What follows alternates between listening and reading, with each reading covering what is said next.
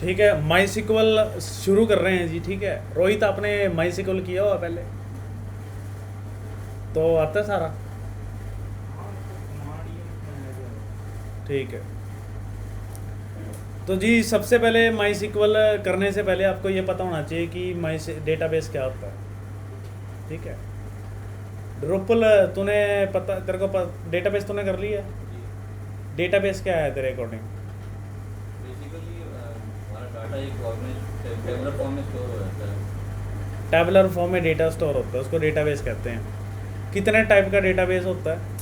एक R D B M P M उसमें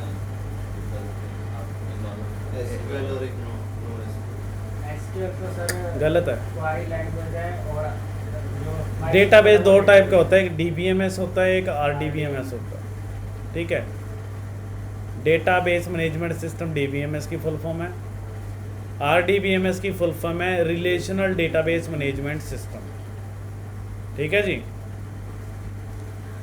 अब जो डीबीएमएस होता है उसमें जो इन्फॉर्मेशन स्टोर होती है फाइल की फॉर्म में इन्फॉर्मेशन स्टोर होती है, जैसे नोटपैड, वर्ड, पावर पॉइंट।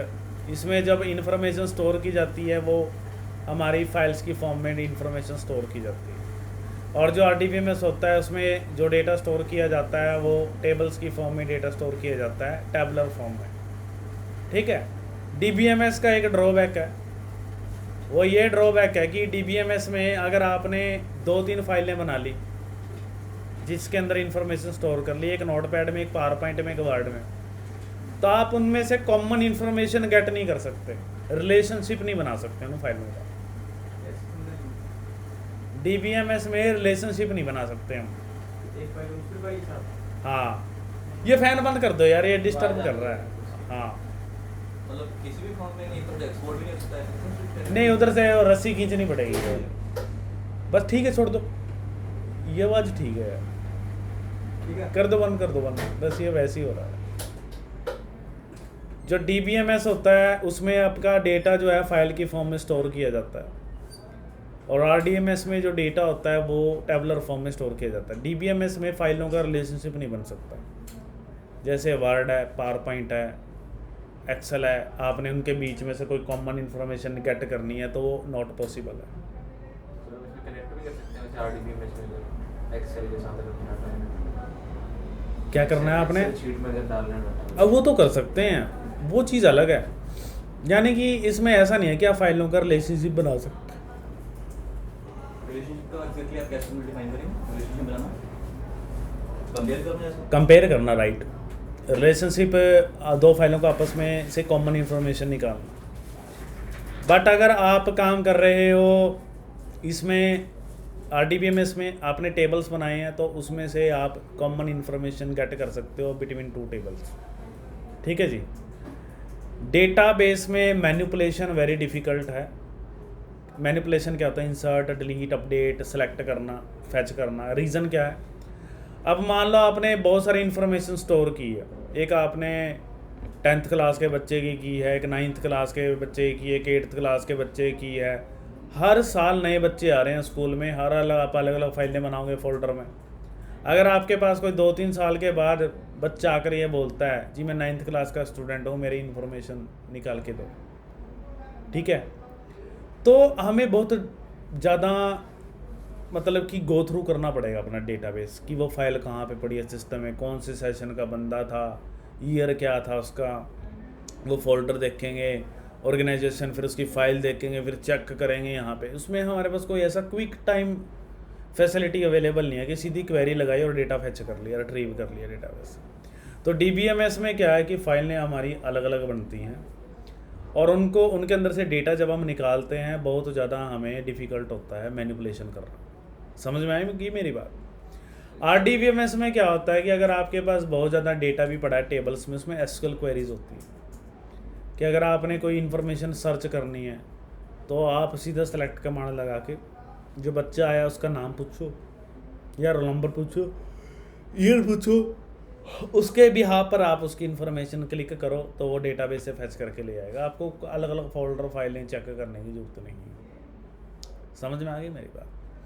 जो RDBMS होता है वो डेटा स्टोर करते हैं, हमारे पास various type of vendors available हैं RDBMS डेटा स्टोर करने के लिए, जैसे कि ओरेकल हो गया, 9G 10G 11G, MySQL हो गया, ठीक है, DynamoDB हो गया, गूगल फायरबेस हो गया, MongoDB हो गया, या फिर कोई और बहुत कैटेगरीज के RDBMS अवेलेबल हैं।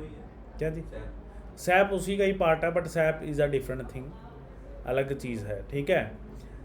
सैप ज़्यादातर ये जो CSO अकाउंटेंट होते हैं वो लोग सैप करते हैं मेरे ख्याल से। नहीं मतलब बेसिकली वो भी डाटाबेस हाँ, डेटाबेस ही है, अकाउंटेंट जो होते हैं वो इस्तेमाल करते हैं, उनके लिए सेपरेट बनाया हुआ।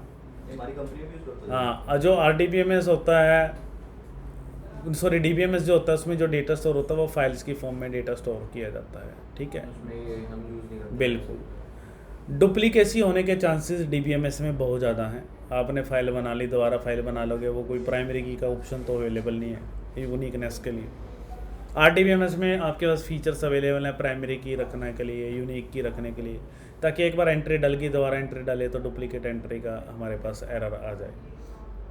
तो मतलब कि डेटा कंसिस्टेंसी बोल सकते हो, ऑटोमेसिटी, ये जो भी होते हैं, ये चीज़ें आपकी DBMS में अवेलेबल नहीं है, RDBMS में अवेलेबल है। फिर भी मैं आपको एक डिफरेंस लिखवा देता हूँ, ये आना चाहिए, क्योंकि जब आपसे इंटरव्यू क्वेश्चन करेगा what is database, database is a collection of integrated data, उसको डेटाबेस बोलते हैं। Collection of structured data is called database.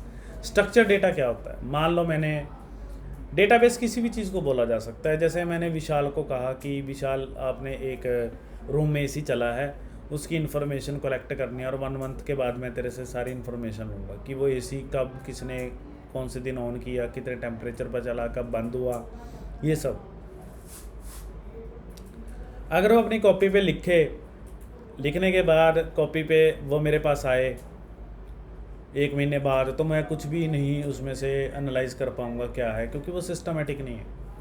मैं विशाल को कहूँगा तूने इन्फॉर्मेशन तो कलेक्ट कर ली, उसको प्रॉपर एक्सेल में लेकर आओ या किसी चीज़ में बनाओ, वो प्रॉपर एक्सेल में हेडिंग देगा, AC का नाम क्या है, टाइम ऑन टाइम क्या, ऑफ टाइम क्या है, कितना टेम्परेचर पर चला है, एक्सेट्रा। तो उसके नीचे हर डे का लिखेगा वो डेट टाइम के हिसाब से, तो वो स्ट्रक्चर्ड हो गया, उसको हम बोलते हैं डेटाबेस। यानी कि कलेक्शन ऑफ स्ट्रक्चर्ड इन्फॉर्मेशन है, collection of organised information is called database. And हम उसको 2 कैटेगरी में स्टोर कर सकते हैं, DBMS and RDBMS। Nowadays RDBMS ही इस्तेमाल करते हैं। DBMS सिर्फ थोड़ी चीज़ों के लिए ही बेटर माना जाता है, small scale of data. Large scale of के लिए हमारे पास RDBMS ही इस्तेमाल किया जाता है। तो सभी को पता लग गया जी DBMS एंड RDBMS क्या होता है, डेटाबेस की डेफिनेशन क्या होती है, कलेक्शन ऑफ इंटीग्रेटेड डेटा, या फिर आप बोल सकते हो collection of structured data is called database. DBMS and RDBMS difference. तो जब मैं इमेजेस पे जाऊंगा, ये जो मैंने डिफरेंस हिंदी में आपको जो चीज़ें बताई हैं वो सारे के सारे यहाँ पर अवेलेबल है। फुल फॉर्म लिखी हुई है ऊपर, ये तो तुम्हें पता ही है। DBMS technology store the data in the form of file, ये मैं बता चुका हूँ। RDBMS store the data in the form of tables. DBMS is design to handle a small amount of data, ये भी बता चुका हूँ मैं, small scale of data store handle करने। RDBMS large scale of amount of data को handle करने के लिए इस्तेमाल किया जाता है। DBMS provide support only for single user at a time, एक टाइम पर एक ही यूज़र उसको एक्सेस कर सकता है। अब आपके सिस्टम में फाइल हैं, दूसरे सिस्टम में एक्सेस करना है, एक टाइम पर एक ही कर सकता है। मल्टीपल यूज़र, अगर एक बंदे ने चेंजेस किया जरूरी नहीं है उसको चेंजेस चीज़ें मिलेंगी, टाइम लगता है। RDBMS provide spot for multiple user at a time, same time पर बहुत सारे यूज़र्स उस इंफॉर्मेशन को एक्सेस कर सकते हैं। आप खुद देखो, जब आप अपनी पोस्ट डालते हो फेसबुक पे, इंस्टाग्राम पे, तो एक टाइम पर सभी लोगों को दिखती है ना, वो डेटा में ही स्टोर हो रही है। तो यार ये डिफरेंस लिख लो 3 अपनी कॉपी पे, जो मैंने हिंदी में बताए हैं। तुम अब तो लग रहा है कि आ गया है, फिर थोड़ी देर बाद तुम भूल जाओगे, 1-2 दिन के बाद, तो इसको कैप्चर कर लो, जैसा तुम्हें सही लगे वैसा कर लो। अब हम इसका प्रैक्टिकल करने जा रहे हैं, ठीक है। इसको मोबाइल से कैप्चर कर लो, टाइम लग जाएगा तो टाइम सेव हो जाएगा हमारा, ठीक है।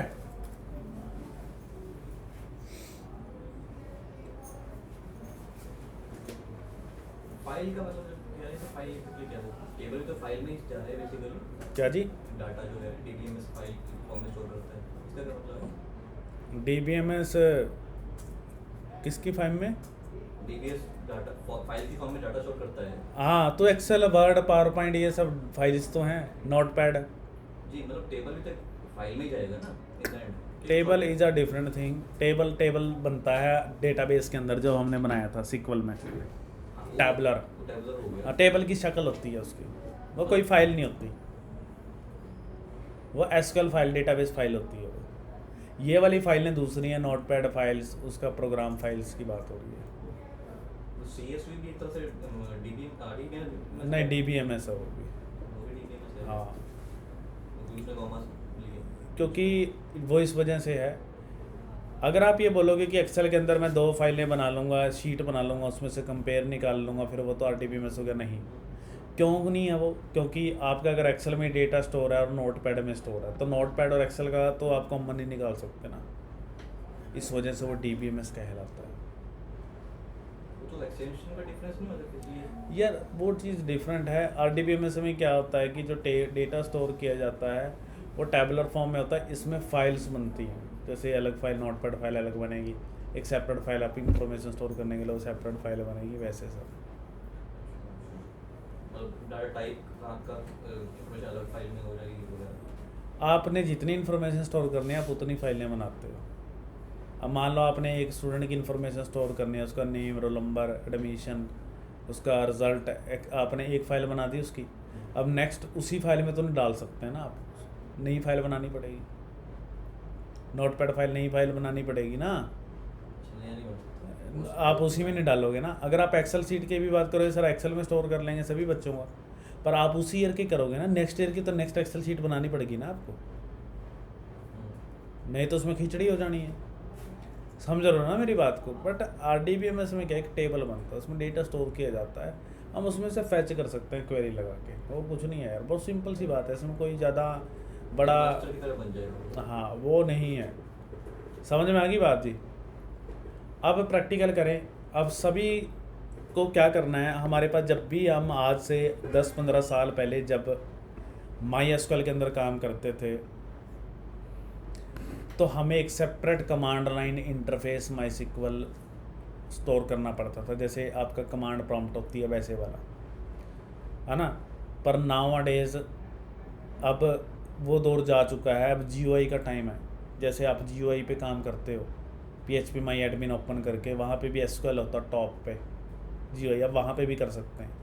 पर हालांकि हम उस GUI पे काम नहीं करेंगे, क्योंकि हमने स्टार्टिंग में हम कमांड लाइन पे इसलिए काम करेंगे ताकि हमारी लर्निंग हो, वहाँ पे सब कुछ बना बनाया दिया हुआ है। पर जैसे ये गुरजंट भी कंपनी में काम करता है, तो ये शॉपिफाई मैजेंटो पे अगर किसी पे भी काम करता है, तो इसने भी अगर अपना डेटा स्टोर करना हो तो इनका भी GUI बेस्ड MySQL स्टोर किया जाता है। यही होता है ना PHP MyAdmin। ऑनलाइन जितना भी आप MySQL स्टोर करोगे, होस्टिंग लोगे, तो आपको PHP MyAdmin ही मिलेगा, GUI जो आपका ओपन होता है, कोई भी कमांड लाइन नहीं होगा। कमांड लाइन सिर्फ हमारे लिए होता है कि क्वेरीज हमें सीखने के लिए, पहले होता था, अब तो बहुत काम आसान हो गया। 99.9% कंपनी GUI बेस्ड में काम करती हैं, जो मैंने आपको टेबल बनाने दिखाए थे। कभी भी आप किसी भी कंपनी में जाओगे तो आपको कोई वैसा डेटाबेस देखने को नहीं मिलेगा, ठीक है। जब होस्टिंग लो, बहुत ही मतलब कि प्रोफेशनली है, टाइम सेविंग है।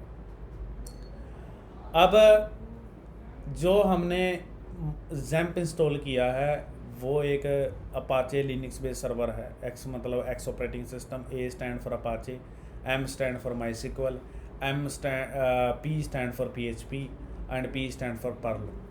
जो आपका MySQL है GUI बेस्ड, वो PHP में लिखा गया है, PHP वालों ने बनाया था। आज तक कोई भी programming language GUI based MySQL नहीं बना सकी, PHP ने बनाई है, PHP की देन है ये, ठीक है। वर्डप्रेस भी PHP की ही देन है, तो PHP की वजह से ही वर्डप्रेस बना है, तो आज की डेट में हर कॉमन इंसान भी अपनी वेबसाइट बना पाएगा। तो ऐसा नहीं है कि PHP बेकार टेक्नोलॉजी है, PHP में जॉब्स भी बहुत हैं। हर टेक्नोलॉजी अच्छी होती है, कोई बुरी नहीं होती कोई भी। अब सर एक पोस्टग्रेस भी ये करके है। हाँ जी, हाँ वो भी है, बहुत सारे हैं, DynamoDB है, बहुत सारे इस टाइप के SQL हैं। SQL क्वेरी सबकी सेम रहती है ऑलमोस्ट, ये नहीं है चेंज होगी। जो आपका MySQL होता है उसके अंदर कमांड्स होती हैं, DML, DDL, DCL, TCL, ठीक है। ये जो कमांड्स होती हैं इनके अंदर सब कैटेगरीज हैं, जैसे इंसर्ट, डिलीट, अपडेट, ज्वाइंस वगैरह जो भी है, कॉन्स्टेंट हो गया। अभी मैं ये नहीं तुम्हें बताऊंगा कि जी DML के अंदर ये कमांड आती है, DCL के अंदर ये कमांड आती है, DDL के अंदर ये आते हैं, TCL के अंदर ये आते हैं। रीज़न क्या है? क्योंकि अगर मैं अभी से इसकी कैटेगराइज करूँगा तो आपको ना दिक्कत आएगी। दिक्कत क्या आएगी कि जब मैं पढ़ाते टाइम कभी मैं DML की कमांड का पार्ट यूज़ करूँगा, कभी DDL का करूँगा, कभी TCL का, तो आप बोलोगे सर ये स्विच क्यों कर रहे हैं बार बार? क्योंकि उनको सभी से मिलकर मैनिपुलेशन मुझे करानी पड़ेगी। तो बाद में जब आप सारी कमांड सीख जाओगे, बाद में आप उसको कैटेगराइज कर सकते हो। कुछ इनकी फुल फॉर्म भी होती है, आपने कॉलेज में पढ़ा हुआ। DML stand for data manipulation language, DDL stand for data definition language, DCL stand for data control language, TCL stand for transaction control language. तो ये सब क्या है, इनकी फुल फॉर्म्स है। समझ में आ गई बात? अब देखो मैं मैक इस्तेमाल कर रहा हूँ। मैक में तो बहुत सिंपल है, आपने जैम्प इंस्टॉल करना है और जैम्प के बाद जो ये यहाँ पर जाना है, ऐसा सा इंटरफेस उसका खुलता है। यहाँ से आपने इसको स्टार्ट कर देना है। सर्विसेज में आपने MySQL अपाचे स्टार्ट कर देना है, सभी को ग्रीन। और यहाँ पर ना ओपन टर्मिनल का ऑप्शन है। जैसे ही आप इसको क्लिक करोगे ओपन टर्मिनल पे, तो आप यहाँ पे क्या कर सकते हैं, यहाँ पर मैंने लिखा MySQL। जैसे ही मैं इसको एंटर करूँगा तो देखो आपका डेटाबेस चल गया ना। अब आप विंडो में कैसे करोगे, है ना? विंडो का मैं बता रहा हूँ कमांड प्रॉम्प्ट से कैसे ओपन करोगे। तो सभी स्टूडेंट ने क्या करना है, पहले तो जो विंडो वाले यूज़र है, आपने सबसे पहले अपना जैम्प कंट्रोल पैनल सर्च करना है after installation of your XAMPP. जब आप उसको इंस्टॉल कर लोगे, इंस्टॉल करने के बाद आपने अपाचे एंड MySQL को स्टार्ट करना है। एक डैशबोर्ड ओपन होकर आएगा, पॉपअप सा डेस्कटॉप विंडो। वहाँ पर आपने अपाचे एंड MySQL को स्टार्ट बटन से स्टार्ट करना है। और जैसे आप स्टार्ट करोगे वो दोनों ग्रीन कलर के हो जाएंगे। MySQL का जो पोर्ट नंबर होता है वो 3306 होता है। दुनिया के किसी भी कंट्री या देश में सिटी में चले जाओ, सभी कंट्री में आपको 3306 पोर्ट नंबर ही मिलेगा। स्टैंडर्ड पोर्ट नंबर है, प्रोसेस नंबर होता है, ठीक है। जैसे तुम हो, तुम्हारा घर है, ठीक है, उसका एक एड्रेस है, ऐसे तुम्हारा नाम है। ऐसी सिस्टम में प्रोसेसेस होती हैं सर्वर पे, उनको एक प्रोसेस नंबर अलोकेट किया गया है, ठीक है। आप इन प्रोसेस अलोकेट नंबर को चेंज भी कर सकते हैं, जरूरी नहीं है कि फिक्स है। कई बार ये ग्रीन नहीं होते, रेड हो जाते हैं, तो फिर हमें इनका पोर्ट भी चेंज करने पड़ते हैं, कन्फिगर करना पड़ता है। तो जब ये दोनों स्टार्ट हो जाएंगे तो आपने अपने जैम्प कंट्रोल पैनल को मिनिमाइज़ करना है, ठीक है जी। उसके बाद आपने अपनी कमांड प्रॉम्प्ट ओपन करनी है, CMD करके करो ओपन अपनी। आपने क्या करना है, कमांड प्रॉम्प्ट को क्या करना है जी, ओपन करना है। कर दिया। अब कमांड प्रॉम्प्ट ओपन करने के बाद अब आपने क्या करना है, वहाँ पर क्या जी, सर्च में CM तो तुम नॉन IT स्टूडेंट हो तो टाइप है तो सर्च में जाओ, CMD सर्च करो, फिर तो ठीक है तुम्हारा क्वेश्चन पूछना। हैं? नहीं तो फिर लेक्चर मिलता कि है भी नहीं पता। यहाँ पे टाइप है तो सर्च में जाओ, CMD सर्च करो।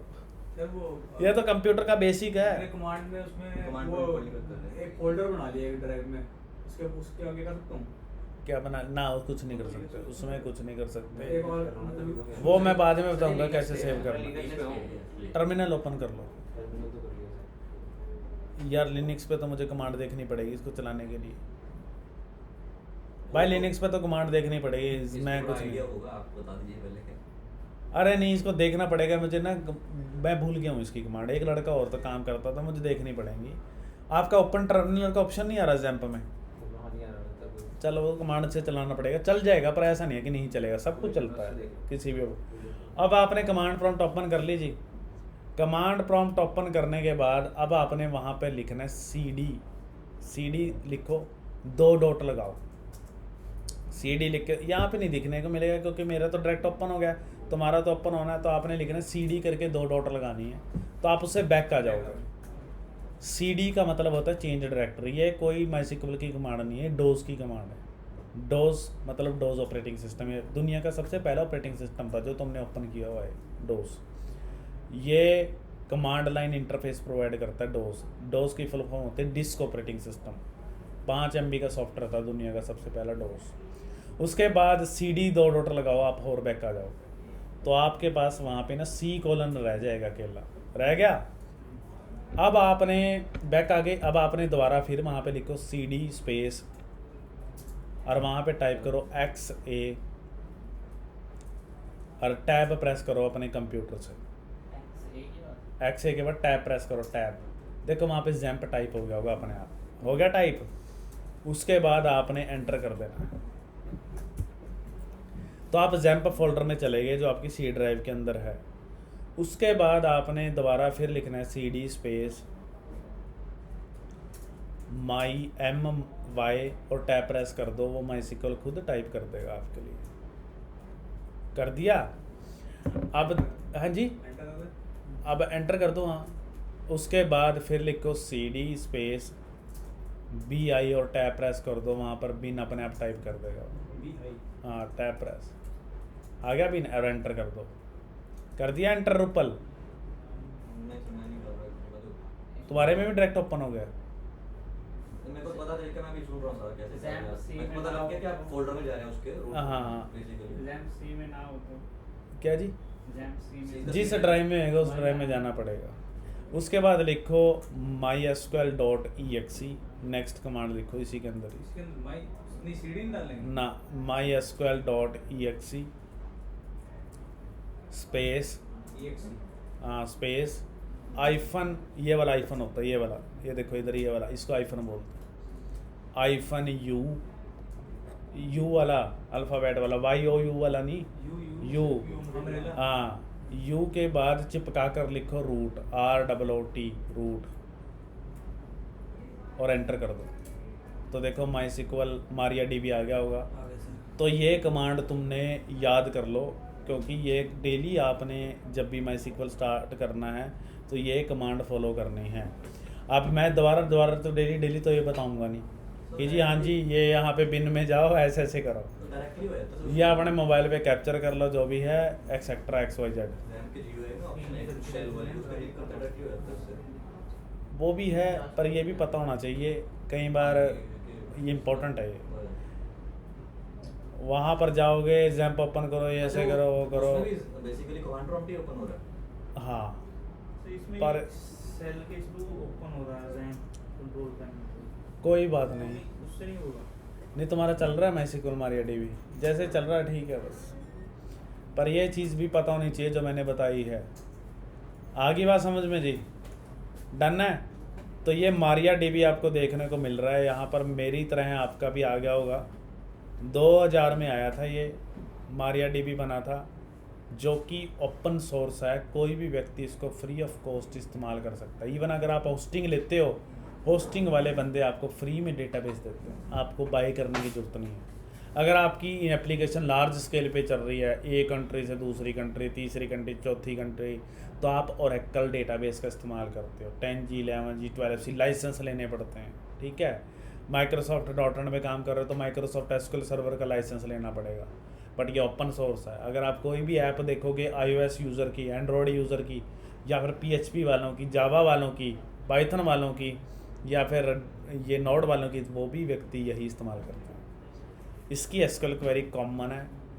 दूसरी बात, ये केस सेंसिटिव नहीं है, इसमें चाहे कैपिटल लेटर में लिखो चाहे स्मॉल लेटर में लिखो, कोई दिक्कत नहीं है। आप चाहे मिक्स करके लिख दो, कोई एरर नहीं आएगा। समझ में आ गई बात? अब मैं इसकी कमांड करवा रहा हूँ। देखो जी, यहाँ पर MariaDB के साथ नन लिखा हुआ आ रहा है, NON, नन। इसका मतलब ये है कि अभी तक आपने कोई भी डेटाबेस को ओपन नहीं किया है, ठीक है। अब डेटाबेस क्या होता है, देखो जी, जब आप कोई भी काम करते हो, अपने कंप्यूटर में भी करते हो काम, या कोई फाइल को सेव करते हो, मूवीज़ को सेव करते हो, तो आप एक फ़ोल्डर बनाते हो, उसके अंदर मूवी स्टोर करते हो। अब जैसे इस नेटमैक्स में था, जब ये बिल्डिंग बाय करी होगी, जिसकी होगी ये बिल्डिंग, उस टाइम उसने ये पार्टीशन थोड़ी बाय करी थी, उसने तो पूरा ये फ्लोर बाय कर लिया। अब उसमें उसने हमें रेंट पे दे दिया। अब रेंट पे देने के बाद हम भी पार्टीशन करेंगे ना अपनी, ये जावा वाले हैं, ये पाइथन वाली लैब है, ये फलानी लैब है। ऐसी जो MariaDB है ना, वो एक बहुत बड़ी फ्लोर है, बहुत बड़ा स्पेस है उसके पास। अब उस स्पेस के अंदर से हमने क्या पार्टीशन करने है कि किसकी वेबसाइट जो बनाएंगे उसको अलग से पार्टीशन करेंगे। जैसे मैं कोई कमिस्ट की एप्लीकेशन बनाना चाहता हूँ तो कमिस्ट का पार्टीशन करेंगे, कमिस्ट का एक डेटाबेस बना देंगे, उसमें कमिस्ट से रिलेटेड चीज़ें होंगी। अगर कोई अपनी कोई शॉपकीपर है XYZ उससे रिलेटेड उससे रिलेटेड होएगा। हॉस्पिटल है तो हॉस्पिटल से रिलेटेड होगा। जब मैंने GUI में करवाया था PHP में एडमिन में, वहाँ पे तो मैंने न्यू पे क्लिक करके डायरेक्ट मॉर्निंग नाम से डेटाबेस बना दिया था। वो तो सीधा काम था, टाइम सेविंग था। हालांकि आप अगर मैं यहाँ पे कमांड लगाऊंगा वो यहाँ पे भी दिखेगा मॉर्निंग जो मैंने बनाया था।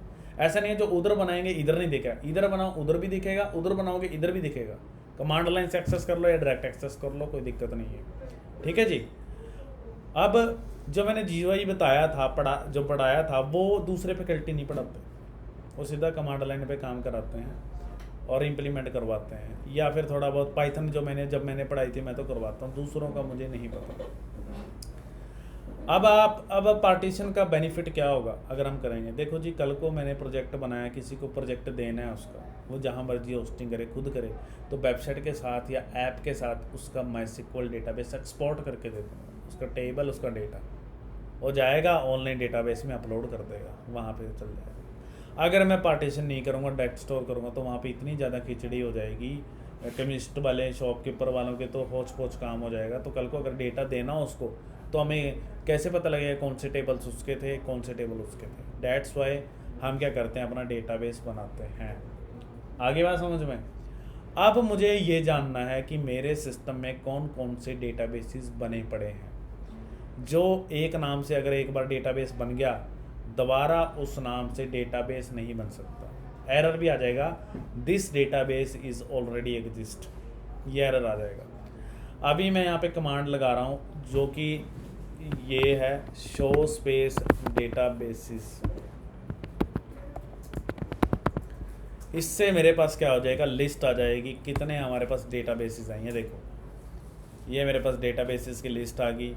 Book, employ system, ERP, hospital, my shop, Netmax, road king. तुम्हारा नहीं आ रहा होगा ये, क्योंकि तुम्हारे कुछ ही आ रहे होंगे। तुम्हारे क्या आ रहे होंगे, टेस्ट आ रहा होगा, कुछ नहीं है। ठीक है, या फिर कुछ भी जो पहले से बने पड़े होंगे डेटाबेसेस वो आ रहे होंगे जो पहले से बने पड़े होंगे। कमांड क्या है, show space data basis semicolon. अगर सेमीकोलन नहीं लगाओगे तो वो एरो करके नेक्स्ट लाइन में चला जाएगा, वहाँ पर आप सेमीकोलन लगा दो फिर चल जाएगा। क्या कह रहे हो? नेक्स्ट लाइन में चला गया। हाँ, वो मुझे एरर भी याद है इतना टाइम हो गया काम कर करके, हर एक टेक्नोलॉजी का वो भी याद हो गया यार। ठीक है, हाँ जी, करें आगे। तो ये शो स्पेस डेटा बेसिस समझ में आ गया। अगर तुम कई बार उसमें जरूरी नहीं है कि सेमीकोलन से बाहर निकल जाओगे एरो के बाद, कई बार हम सेमीकोलन लगाने से बाद भी बाहर नहीं निकल पाते सिंगल कोट से, तो आपने अपने कंप्यूटर से Ctrl+C प्रेस करना है तो आप MariaDB से बाहर आ जाओगे C ड्राइव में। दोबारा फिर mysql.exe करके -u रूट कर दो, फिर वो वही चल जाएगा। ठीक है जी। अब ये कमांड मैंने क्यों चलाई, मान लो किसी कंपनी में आप काम कर रहे हो, आपने के बॉस ने कहा कि देखो फलाना डेटाबेस अवेलेबल है उसमें, तो आप कैसे चेक करोगे, कमांड के थ्रू, शो स्पेस डेटाबेसेस। अगर तो उसमें जैम्प सीधा PHP में एडमिन में जाओ, वहाँ पर लिस्ट आ जाएगी। जब आप ऑनलाइन वेबसाइट भी बनाओगे ना कंपनी के, ऑनलाइन पोर्टल पे तो GUI ही मिलता है, पर वहाँ पे भी SQL का टर्मिनल होता है। जैसे मैं कल काम करा रहा था, वहाँ पे भी SQL का था ना, उसमें भी काम करवाऊँगा, एक ही चीज़ है, पर यहाँ पे थोड़ा ज़्यादा मज़ा है काम करने का।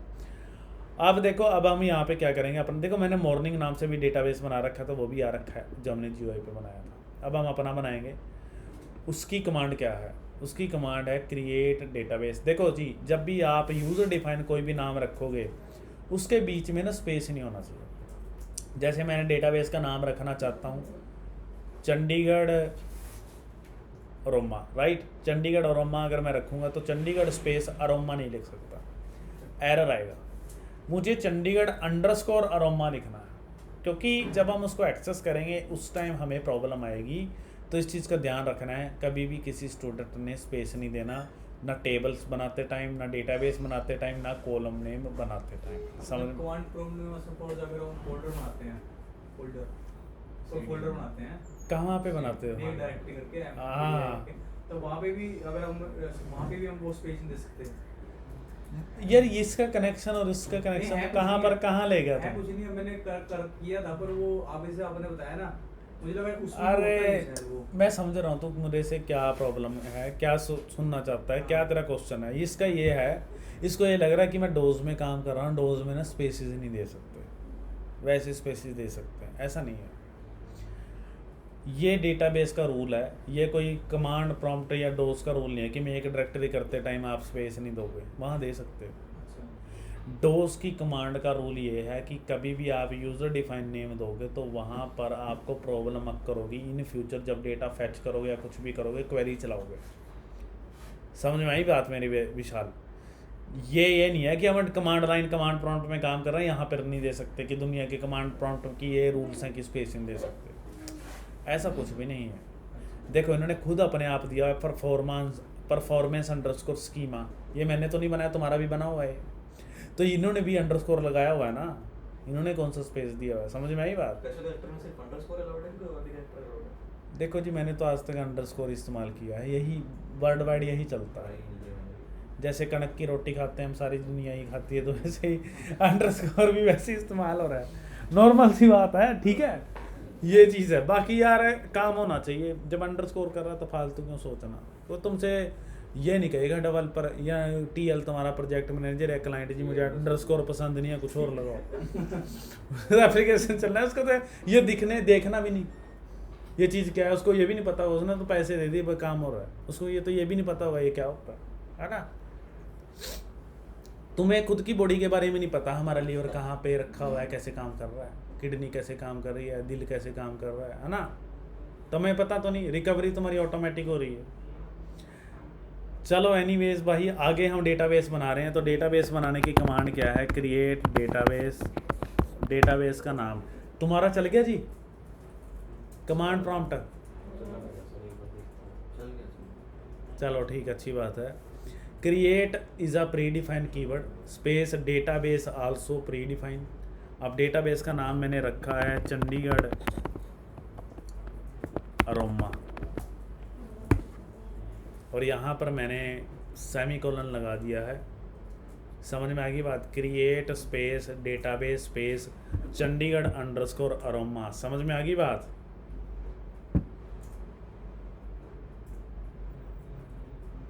भाई 116 व्यूज़ हो गए, बढ़ रहे हैं।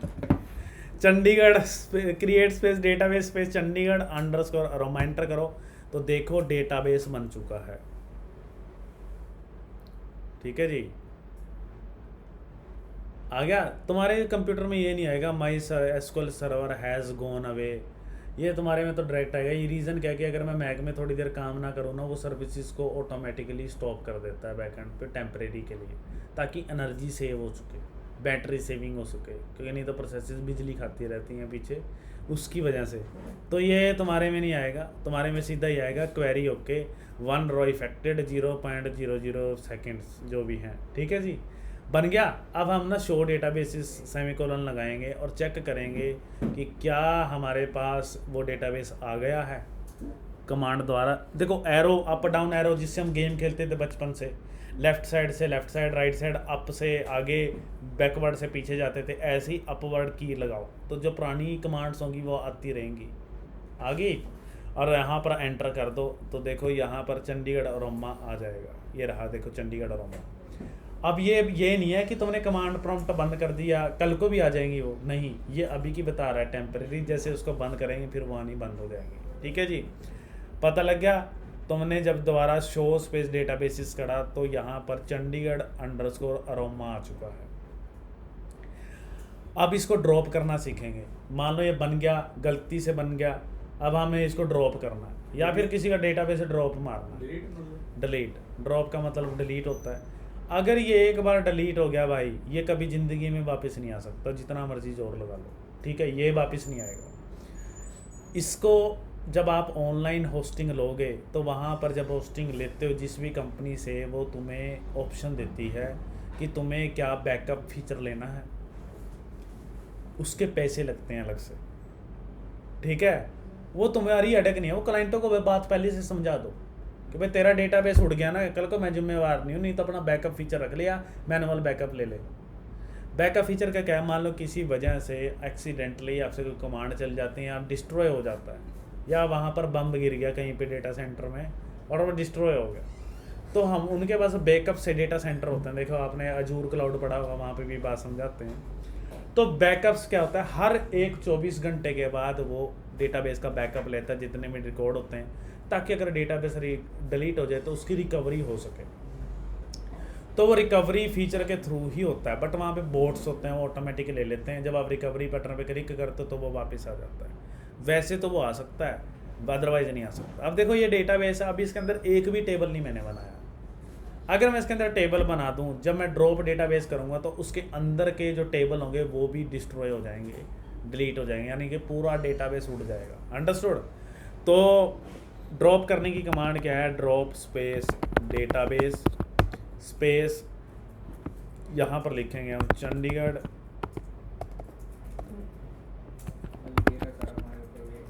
क्या हमारे ऊपर भी क्या लगी घूम गई ऐसे। क्या डिस्ट्रॉय हो गया डेटाबेस? नहीं, वो ऑटो अपडेट पे लगी हुई थी, वर्डप्रेस प्लगइन वगैरह सारे अपडेट हो गए, डाउन हो गई सारी वेबसाइट। चलो, वैसे भी वर्डप्रेस में वायरस ज़्यादा जल्दी आता है, हाँ, वो- क्योंकि हम ना फ्री वाले प्लगइन इस्तेमाल करते हैं। पेड वाले पैसों की जो चीज़ होती है ना वो हमेशा बनती है, फ्री वाली ऐसी ही होती है। तो यहाँ पे हमने लिखा drop space database space Chandigarh underscore aroma. जैसे आप क्लिक करोगे, सेमीकोलन एंटर करोगे तो देखो 1 रो इफेक्टेड आ चुकी है। अब मैं जब दोबारा शो डेटाबेसिस करूँगा तो उसमें आप ध्यान से देखो, वो चीज़ आपको यहाँ पर देखने को नहीं मिलेगी, वो डिलीट हो चुकी है। ये देखो कहीं पे भी नहीं है वो।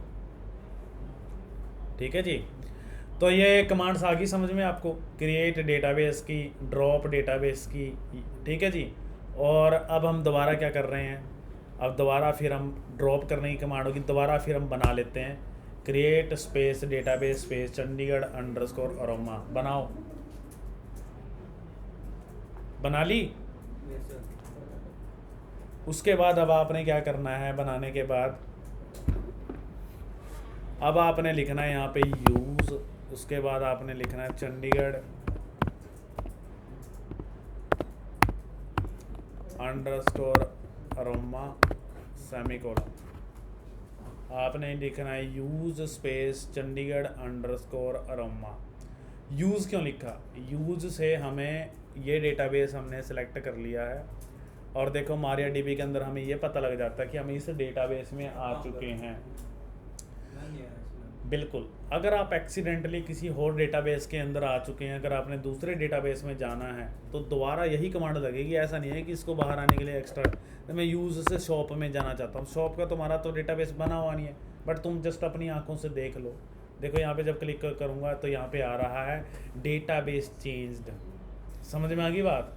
तो ऑटोमेटिक शॉप में चले गए, बट हमें चंडीगढ़ उसी में ही काम करना है, तो मैंने यूज़ स्पेस चंडीगढ़ अंडरस्कोर अम्मा, और तो वहाँ पर आ गया डेटाबेस चेंज। राइट, समझ में आ गई बात? ये डेटाबेस रुपल आ रहा है समझ में? अब आगे देखो, अब ये डेटाबेस तो बन तो गया है, अब मुझे इसमें ये जानना है कि इसके अंदर कितने टेबल बने पड़े हैं। अब जैसे यार हमने यहाँ पे पार्टीशन तो कर दी पाइथन की, PHP के बैचेस की, नोड की, अब हमने उसमें ये जानने कितने टोटल नंबर ऑफ स्टूडेंट्स हैं उसके अंदर। स्टूडेंट्स का मतलब टेबल्स, राइट, और पार्टीशन का मतलब क्या, डेटाबेस, राइट।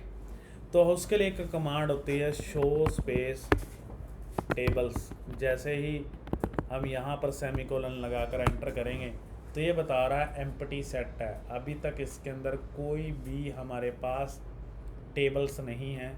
मैंने लिखा show space tables semicolon empty set.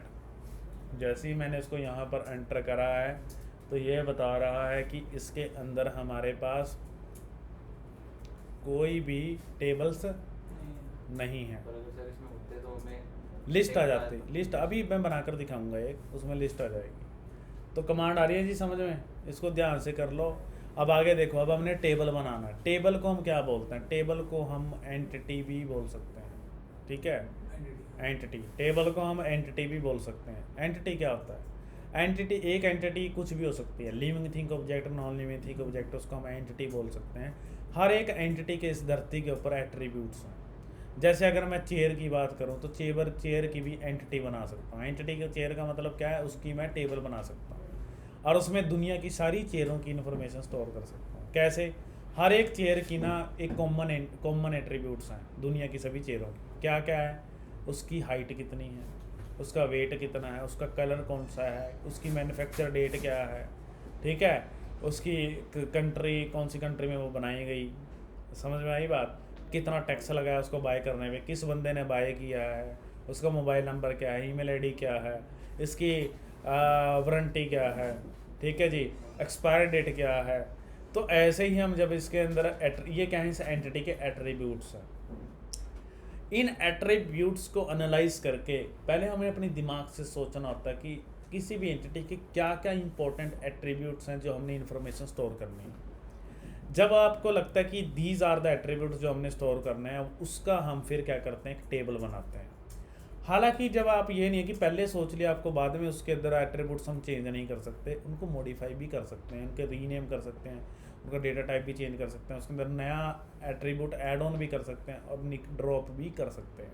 ये सारे फीचर एसक्यूएल क्वेरी की हेल्प से मिलते हैं, यानी कि अल्टर नाम की कमांड होती है इसकी हेल्प से। अब जो माई एसक्यूएल है, जो मैं आपको ये करवा रहा हूँ, माई एसक्यूएल में माई तो चलो नॉर्मल चीज़ है, एसक्यूएल का क्या मीनिंग है? एसक्यूएल का मीनिंग होता है स्ट्रक्चर क्वेरी लैंग्वेज। जो मैं यहाँ पर क्वेरी लिख रहा हूँ, इनको बोलते हैं एसक्यूएल क्वेरीज।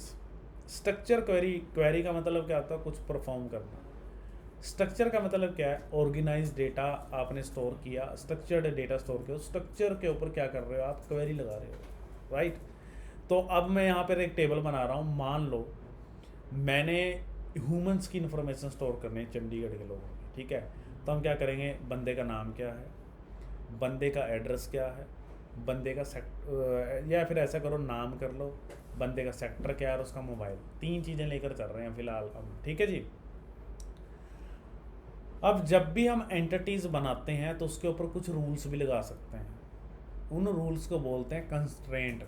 कंस्ट्रेंट बोला जाता है। अगर आपसे कोई पूछे ना what is constraint in my SQL, तो कंस्ट्रेंट क्या उनसे होते हैं? प्राइमरी की, फॉरेन की, यूनिक की, नल, नॉट नल, डिफ़ॉल्ट, ठीक है, check, timestamp, auto increment. These are the constraint, यानी कि ये ऑप्शनल होते हैं। आप किसी भी टेबल के ऊपर क्या कर सकते हो? रूल लगा सकते हो अपनी इच्छा के अकॉर्डिंग। समझ में आई बात? तो अभी मैं कंस्ट्रेंट तो नहीं बता रहा, मैं डायरेक्ट क्या कर रहा हूँ, टेबल बनाने सिखा रहा हूँ, वो भी करवाऊँगा। पर अगर मैं डायरेक्ट कंस्ट्रेंट पे पहले टेबल तो देख लूँ कि कैसे बनता है, क्या कमांड है ना, उसके बाद हम बनाएंगे। और एक चीज़ हो रहा है इसके अंदर जो बताने वाली है कि जब भी आप अपने कोई भी टेबल का नाम रखोगे, कॉलम का नाम रखोगे, तो आपने ऐसे नाम नहीं रखने जो कीवर्ड्स हो माइस्क्यूएल के। जैसे टेबल एक कीवर्ड है, आपने ये नाम नहीं रखना अपने टेबल का, ठीक है। या फिर आपने अपने टेबल का नाम डेट नहीं रखना, टाइम नहीं रखना। दीज आर द कीवर्ड्स, ठीक है। तो उन चीज़ों का ध्यान रखना है। ज़्यादातर आपने यूज़र डिफाइन नेम लेने हैं और रेविलेंट होने चाहिए, थोड़े लगने चाहिए, ताकि बंदे को दूसरे को देख के पता लग जाए कि यहाँ पर क्या हमारे पास इंफॉर्मेशन स्टोर हो रही है, ठीक है। तो इसके लिए कमांड क्या है? सबसे पहले आप लिखोगे क्रिएट स्पेस, यहाँ पर आप लिखोगे table, create space table, okay. फिर आएगा आपके पास टेबल का नाम। टेबल का नाम कुछ भी रख लो, जैसे मैंने टेबल का नाम रखा है ह्यूमन।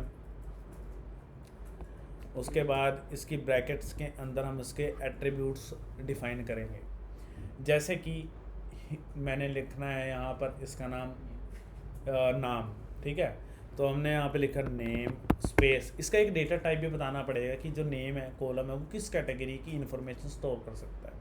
अगर मैं इंट करूँगा, लिखूँगा, तो यहाँ पे इंटीजर स्टोर करेगा। इंट का जो बाय डिफ़ॉल्ट साइज़ होता है यहाँ पे 11 होता है, 11 होता है। और इसके अंदर आप मोबाइल नंबर स्टोर नहीं कर सकते।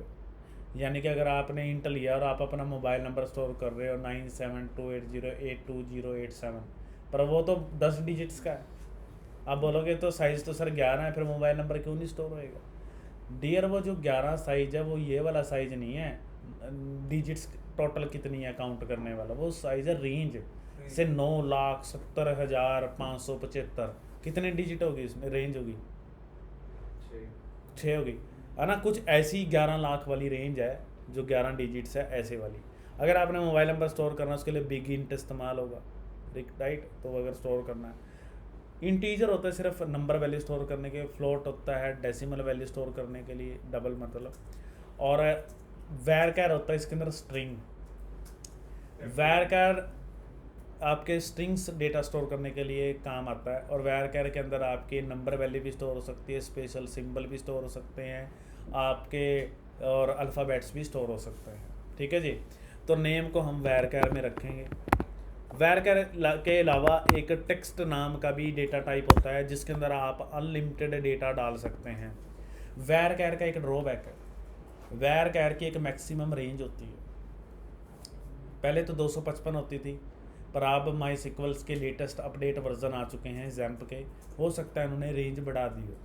बट अगर आपने एक बहुत बड़ी कहानी लिखनी है, मैंने अपनी दुनिया में सबसे पहले एक छोटा सा क्लाइंट का प्रोजेक्ट बनाया था खुद से उठा के, तो वो न्यूज़ का प्रोजेक्ट था। जब मैंने उसमें न्यूज़ डाली तो मैंने डेटा टाइप वैरकैर ले लिया।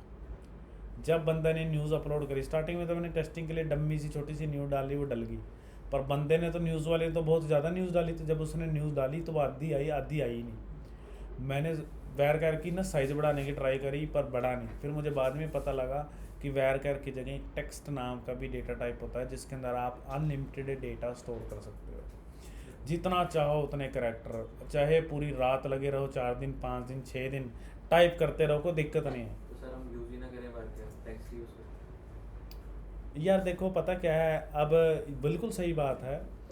अब मान लो कोई भी इंसान है, मैं एग्जांपल लेता हूँ, आपने लिक्विड मेडिसिन लेनी है तो आप यार चम्मच से लोगे, गिलास से थोड़ी लोगे यार। या आपने पानी पीना है तो आप बाल्टी से थोड़ी पियोगे, गिलास से पियोगे ना। जितनी ज़रूरत है हम उतना ही इस्तेमाल करेंगे, फालतू की चीज़ें करेंगे इस्तेमाल तो एफिशिएंसी में प्रॉब्लम आएगी, उसकी एग्जीक्यूशन एफिशिएंसी जो है डेटाबेस स्लो हो जाएगा आपका बेमतलब के, ठीक है ना। जितनी नीड है उतना इस्तेमाल करो। अब जैसे आपका बैग अब आप ज़रूरत का सामान लेकर आओगे तो आप अपने साथ ब्रश भी लेकर आ सकते हो, है ना। तो हालांकि ये नहीं है कि मैं ब्रश लेकर जा रहा हूँ कि प्रॉब्लम हो जाएगी, तो ब्रश लेकर आप कर भी सकते हो, ब्रश खाना खाने के बाद कोई मना थोड़ी करेगा तुम्हें। तो पर ब्रश हम क्यों लेकर जाएं, अब पढ़ने आ रहे हो जब जरूरत ही नहीं है। हालांकि आप कैरी भी कर लोगे उसका फ़ायदा भी है, फ़ायदा भी नहीं है ना। ऐसे हम अपनी रियल लाइफ में भी करते हैं, ऐसे ही यहाँ पे भी है सिस्टम, ठीक है।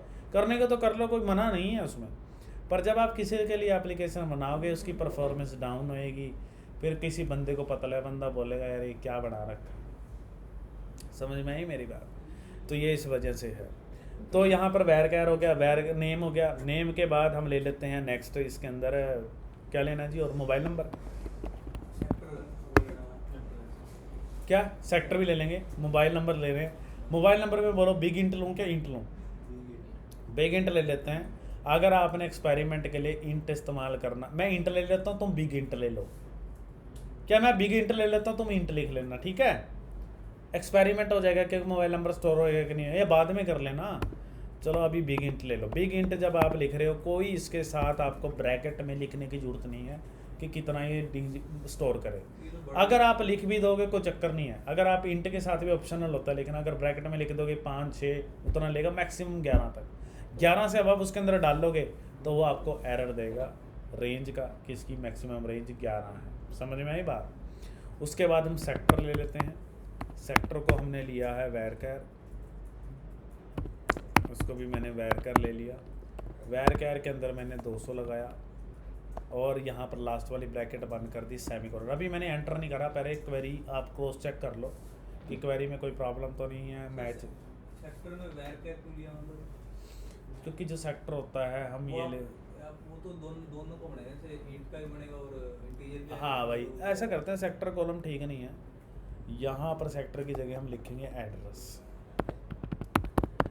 तो जब उसके अंदर इंफॉर्मेशन हम स्टोर करेंगे हम ऐसे लिखेंगे सेक्टर 55, सेक्टर 72, है ना, सेक्टर 14, सेक्टर 16, ऐसे।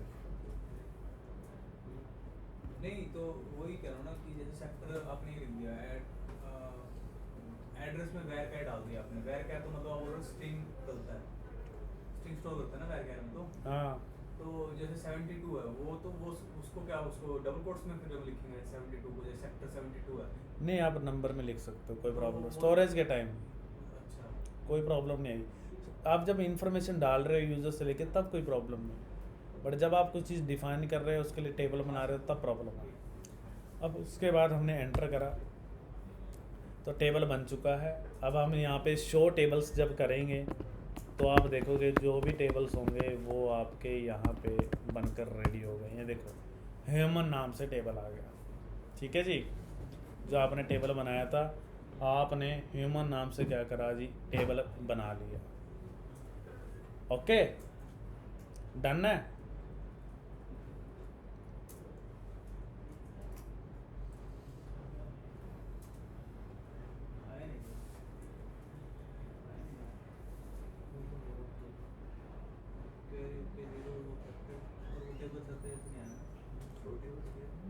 शो टेबल्स,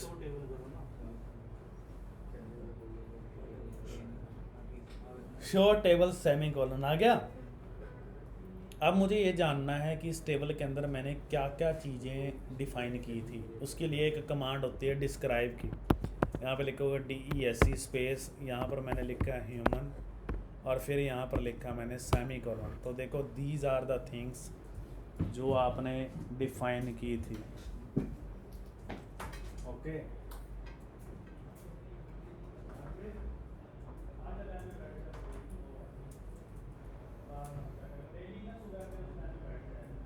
मैं इतनी क्लास ले रहा हूँ, इधर बैठ जाओ, ठीक है, इधर आ जाओ। सर एक मिनट देखना, मेरा एरर ले आओ मेरे पास, क्या एरर है?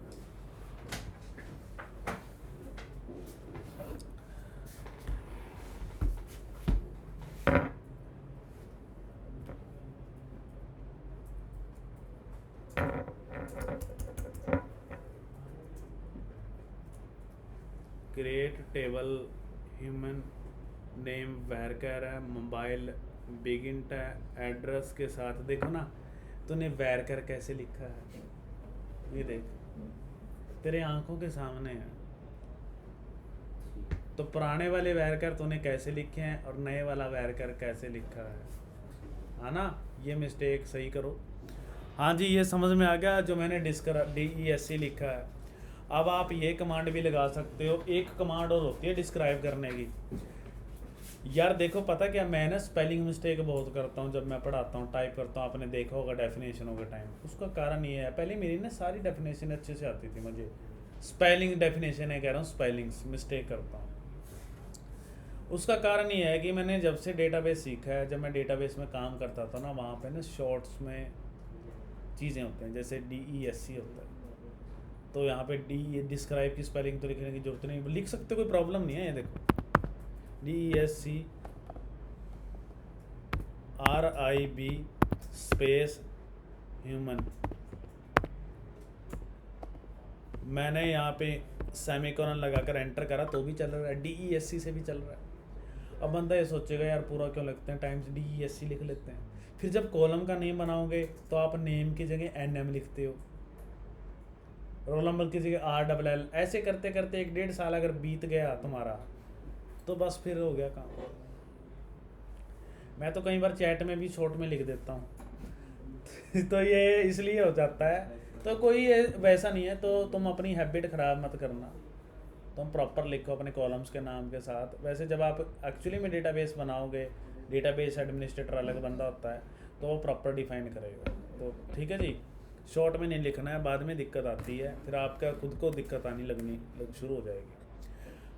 आप पता लग गया ये। अब हम इस टेबल को ड्रॉप करेंगे, यानी कि जैसे हमने डेटाबेस ड्रॉप किया था वैसे हम इस टेबल को भी ड्रॉप करने जा रहे हैं। ड्रॉप का मतलब टेबल ख़त्म। अगर आप डेटाबेस को ख़त्म करोगे तो डेटाबेस के साथ टेबल भी डिलीट हो जाएगा ऑटोमेटिकली। तो ड्रॉप करने की कमांड क्या है, ड्रॉप स्पेस टेबल, उसके बाद स्पेस ह्यूमन। ठीक है, आप एक साथ बहुत सारे टेबल्स को भी ड्रॉप कर सकते हैं। कैसे, drop space table space human comma फलाना प्रोडक्ट कॉमा ये सेमीकोलन, जितने भी टेबल हैं। आपको बार बार कमांड लिखने की जरूरत नहीं है, ड्रॉप टेबल करके देख लेना। आप अलग अलग टेबल बना के एक साथ बहुत सारे टेबल्स को ड्रॉप, जैसे आप एंटर हिट करोगे तो क्वेरी ओके हो चुकी है। अब मैं जब यहाँ पे शो टेबल्स की कमांड लगाऊंगा तो देखो ये एम्प्टी बता रहा है। समझ में आ गई बात? आ रहा है जी समझ में? अब दोबारा अप की से हम वही कमांड दोबारा लिख देते हैं, क्रिएट टेबल ह्यूमन। ये चीज़ मैंने एंटर करा और मेरे पास जो है वो टेबल दोबारा फिर बन चुका है। Create space table space human, name वैर कह रहा है, मोबाइल बिगिंट है, एड्रेस वैर कह रहा है। देखो ये टेबल बन गया, डन है जी, बन गया सभी का टेबल। अब इसके अंदर एंट्रीज डालेंगे हम। ओके, एंट्री डालने के लिए एक सेपरेट कमांड होती है, इंसर्ट इनटू की कमांड होती है, ठीक है। उसके लिए हम यहाँ पर लिखेंगे इंसर्ट इनटू, इनटू के बाद हम यहाँ पे लिखेंगे ह्यूमन। ह्यूमन के बाद आपके पास इंसर्ट करने के लिए बहुत सारे तरीके होते हैं डेटा में, डेटा स्टोर करने के लिए 3-4 तरीके होते हैं, पर आज मैं पहले सिंपल वाला तरीका बता रहा हूँ। कल को मैं एक्सप्लेन करूँगा कि what is the difference between this वाला तरीका और दूसरे वाले तरीके, ठीक है। समझ में आ गई बात? तो आपके जो कॉलम्स हैं वो डिफाइन करो यहाँ पे ह्यूमन के अंदर, ब्रैकेट के अंदर name comma mobile comma address. उसके बाद आपने यहाँ पर क्या लिखना है, यहाँ पर लिखना है वैल्यूज़। अब सभी स्टूडेंट ध्यान से सुनो, जो वैल्यूज़ है ना वो प्री डिफाइन कीवर्ड है, इंसर्ट भी प्री डिफाइन कीवर्ड है, इनटू भी प्री डिफाइन कीवर्ड है, और जो ह्यूमन है वो हमने बनाया था। और जो जो कॉलम्स मैंने ले रखे हैं नेम मोबाइल एड्रेस, वो एज इट इज़ टाइप करना है। आप बोलोगे सर ये तो हमें याद रखने पड़ेंगे, याद रखने की जरूरत नहीं है, डिस्क्राइब करके देख लो क्या क्या लिए थे, वहाँ से चीट करके चीटिंग करके यहाँ पे टाइप कर लो, ठीक है। अगर किसी का ज़्यादा ही दिमाग बहुत तेज़ है, बादाम बदूम खाता है, तो फिर उसको अगर याद रहता है तो ज़्यादा अच्छी बात है यार, है ना। ये लड़का बादाम खाता है मुझे लग रहा है, गुरजट, है ना। पर तेरे पास क्रेडिट कार्ड बहुत सारे हैं भाई, पहला बंदा है जिसके पास 11-12 क्रेडिट कार्ड है, 11-12 क्रेडिट कार्ड दे रहा है ये। दुनिया का ऐसा कोई इंडिया में बैंक नहीं है, दुनिया में तो छोड़ो इंडिया का, जिसका क्रेडिट कार्ड इसके पास ना हो। अरे सर मेरा कजन काम करता है ना, उसकी शॉप का मोबाइल पे। अच्छा, तो वहाँ पर आते रहते होंगे। आते रहते हैं, तो बना देते हैं कि मेरे भाई ने भी ऐसी हमारी शॉप है। तो बस बनाए हैं, किसी के भी बना लो। हाँ, हमारे मोबाइल पे ना रहता है अपने। यहाँ पे ना एक ऑफिस बॉय है, वो बेचारा ना दूसरों के मोबाइलों पे ना मोबाइल उधारे लेता है। तो मेरा मोबाइल पे दूसरों के ना मोबाइल में कह रहा हूँ, दूसरे क्रेडिट कार्ड इस्तेमाल करके ना मोबाइल लेता है, क्रेडिट का इस्तेमाल करके दोस्तों को भी दिलवाता रहता है, जैसे हमारे ऑफिस वाले हैं। तो ना एक दिन मुझे कॉल आया क्रेडिट कार्ड वालों का, अभी 3-4 दिन पहले, कि ना क्रेडिट कार्ड बना लो। मैंने कहा सर मैं एक शर्त पे बनाऊंगा, पहले ना मेरे ऑफिस में ना एक ऑफिस बॉय है, उसका क्रेडिट कार्ड बनवाना। बोलते बन जाएगा सर, उसकी सैलरी स्लिप लगेगी और उसका वो बनेगा। मैंने बोला उसकी सैलरी 12,000 रुपये है। वो तो उसका सर क्रेडिट स्कोर चेक करना पड़ेगा।